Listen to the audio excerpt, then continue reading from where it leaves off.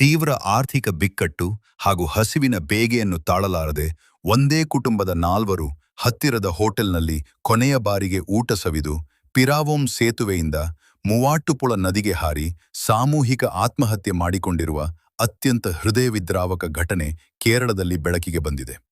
ಮೂಲತಃ ಕೋತಮಂಗಲಂ ನಿವಾಸಿಗಳಾದ ನಾರಾಯಣನ್, ಅವರ ಅಂಧಪತ್ನಿ ಬಿಜಿಮೋಲ್, ಮಕ್ಕಳಾದ ಅಣ್ಣ ಹಾಗೂ 2 ವರ್ಷದ ಗಂಡು ಮಗು ಮೃತಪಟ್ಟ ದುರ್ದೈವಿಗಳಾಗಿದ್ದಾರೆ.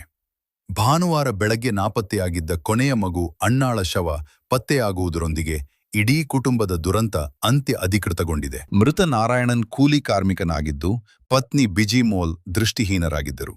ಗುರುವಾಯೂರಿನ ದತ್ತಿ ಸಂಸ್ಥೆಯೊಂದರ ಸಹಾಯದಿಂದ ಇವರ ವಿವಾಹ ನಡೆದಿತ್ತು. ಆದರೆ ಸಂಬಂಧಿಕರಿಂದ ದೀರ್ಘಕಾಲ ದೂರವಿದ್ದ ಈ ಕುಟುಂಬ ತೀವ್ರ ಬಡತನದಿಂದಾಗಿ ವಾಸವಿದ್ದ ಮನೆಯ ಬಾಡಿಗೆಯನ್ನೂ ಕಟ್ಟಲಾಗದೆ ಬೀದಿಗೆ ಬಿದ್ದಿತ್ತು. ಬಡತನ ತಾಳಲಾರದೆ ಕಳೆದ ವಾರವಷ್ಟೇ ಈ ದಂಪತಿ ಮಕ್ಕಳೊಂದಿಗೆ ಕೋತಮಂಗಲಂ ಪೊಲೀಸ್ ಠಾಣೆಗೆ ಬಂದು ತಮಗೆ ಸಾಯಲು ಬಿಡುವಂತೆ ಅಳಲು ತೋಡಿಕೊಂಡಿದ್ದರು. ಆಗ ಕರಗಿದ ಪೊಲೀಸರು ತಮ್ಮ ಸ್ವಂತ ಹಣವನ್ನು ಖರ್ಚು ಮಾಡಿ ಇವರಿಗೆ ಬಾಡಿಗೆ ಮನೆ ಕೊಡಿಸಿ ಮಾನವೀಯತೆ ಮೆರೆದಿದ್ದರು. ಆದರೆ ಪೊಲೀಸರು ನೆರವು ನೀಡಿದ ಕೆಲವೇ ದಿನಗಳಲ್ಲಿ ಕುಟುಂಬ ಈ ಕಠಿಣ ನಿರ್ಧಾರ ಕೈಗೊಂಡಿರುವುದು ಎಲ್ಲರನ್ನೂ ಆಘಾತಕ್ಕೀಡು ಮಾಡಿದೆ. ಕುಟುಂಬವು ಹತ್ತಿರದ ಐಶ್ವರ್ಯ ಎಂಬ ಹೋಟೆಲ್ನಲ್ಲಿ ಊಟ ಮುಗಿಸಿ ಹೊರಬರುತ್ತಿರುವ ದೃಶ್ಯಗಳು ಸಿಸಿಟಿವಿಯಲ್ಲಿ ಪತ್ತೆಯಾಗಿವೆ. ಅಲ್ಲಿಂದ ಇವರೆಲ್ಲರೂ ಸೇತುವೆಯ ಕಡೆಗೆ ನಡೆದುಕೊಂಡು ಹೋಗಿ ನದಿಗೆ ಜಿಗಿದಿದ್ದಾರೆ.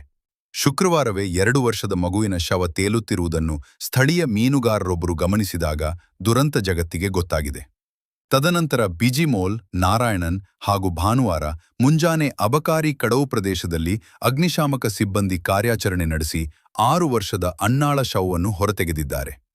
ಸದ್ಯ ಎಲ್ಲ ಮೃತದೇಹಗಳನ್ನು ಮರಣೋತ್ತರ ಪರೀಕ್ಷೆಗಾಗಿ ಕಲಾಮಸ್ಸೇರಿಯ ಸರ್ಕಾರಿ ವೈದ್ಯಕೀಯ ಕಾಲೇಜು ಆಸ್ಪತ್ರೆಗೆ ರವಾನಿಸಲಾಗಿದ್ದು, ಪಿರಾವೋಂ ಪೊಲೀಸರು ಭಾರತೀಯ ನಾಗರಿಕ ಸುರಕ್ಷಾ ಸಂಹಿತಾ ಸೆಕ್ಷನ್ 194ರ ಅಡಿಯಲ್ಲಿ ಅಸ್ವಾಭಾವಿಕ ಸಾವು ಪ್ರಕರಣ ದಾಖಲಿಸಿಕೊಂಡು ಮುಂದಿನ ತನಿಖೆ ನಡೆಸುತ್ತಿದ್ದಾರೆ. ದೈನಂದಿನ ವಿಡಿಯೋಗಳಿಗಾಗಿ ನಮ್ಮ ನ್ಯೂಸ್ ಕಡಬ ಯೂಟ್ಯೂಬ್ ಚಾನೆಲ್ను ಇಂದೇ ಸಬ್ಸ್ಕ್ರೈಬ್ ಮಾಡಿ.